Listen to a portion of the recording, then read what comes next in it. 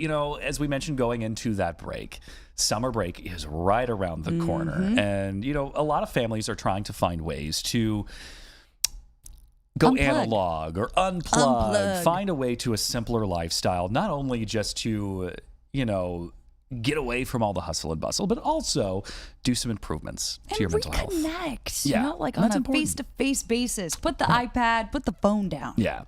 So with that being said, we're bringing in Dr. Ariana Hoet, the Executive Clinical Director for the Kids Mental Health Foundation. She's also a pediatric psychologist over at Nationwide Children's Hospital. Dr. Hoet, thank you so much for joining us here on The Big Picture. As we talk about leading into summer vacation, some of these changes that families are wanting to make, what exactly in your eyes, is a throwback summer?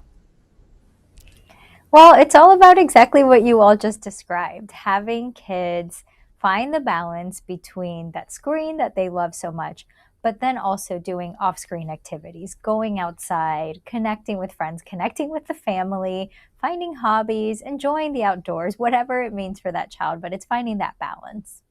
And we've all heard it when kids say, "Mom, Dad, I'm bored." That was me. Yeah. What advice do you have for parents when their child says that as they're trying to do this kind of throwback, unplugging version of summer? Yeah. A neighbor once told me that parenting is like being a cruise ship director. You have to schedule every second for your child or else they're like, "Oh, I'm bored." But, I kind of want to challenge that because you don't have to do that. It's okay to let your child be bored. It's not going to harm them. And we actually know that there are some benefits to boredom. It can lead to kids being more creative, coming up with things, using their imagination.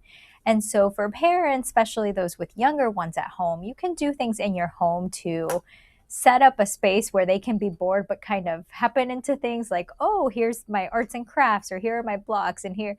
So giving them the structure that they can find toys to play with if they're bored. But it's okay to let them have that downtime. Summer is also about relaxing, and we don't have to be constantly giving them stimulus all the time.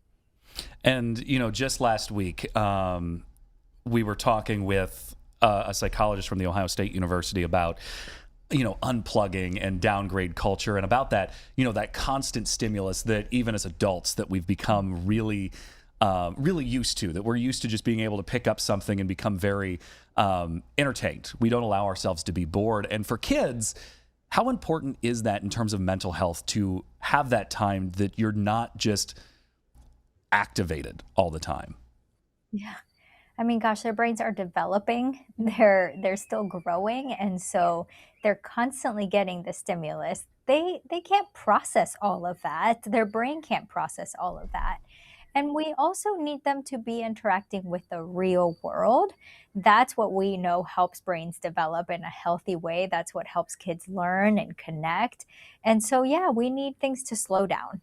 It's also really important that as children grow, and this is important for adults too, that we're mindful, that we're aware of our thoughts, our feelings, our emotions, our surroundings. And when we're on the phone all the time, we're mindless. We're losing that awareness of ourselves, and we really need kids to have that. When we hear parents talk about unstructured play, can you describe what that looks like in a healthy way?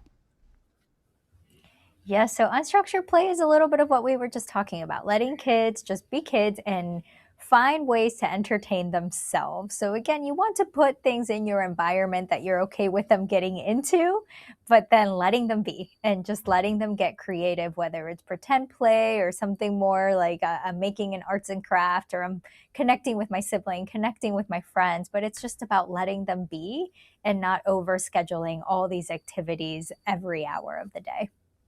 And for the parents out there who are like, yes, we want to kind of embrace this summer that maybe we grew up with, how do you qualm some of the concerns that, some might have about letting our kid, letting the kids ride the bike outdoors, like get the scraped knee? Like, how do you, to qualm some of those fears that parents have, how do you, what do you tell them?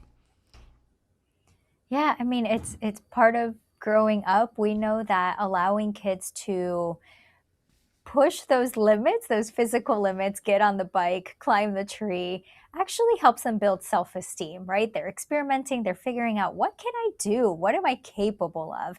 And for a parent, that may make us feel really nervous, like, oh my gosh, they're gonna fall or they're gonna get lost, whatever those thoughts are. But again, it's we give them that freedom with some limits and we keep them safe depending on the child. But it's about letting them feel independent. They have to build that independence as they grow up, helping them feel positive about themselves and helping them get creative and find great ways to connect with their friends and make up things to do outside as they grow up and enjoy the summer. All right. Dr. Ariana Howitt, thank you so much for joining us.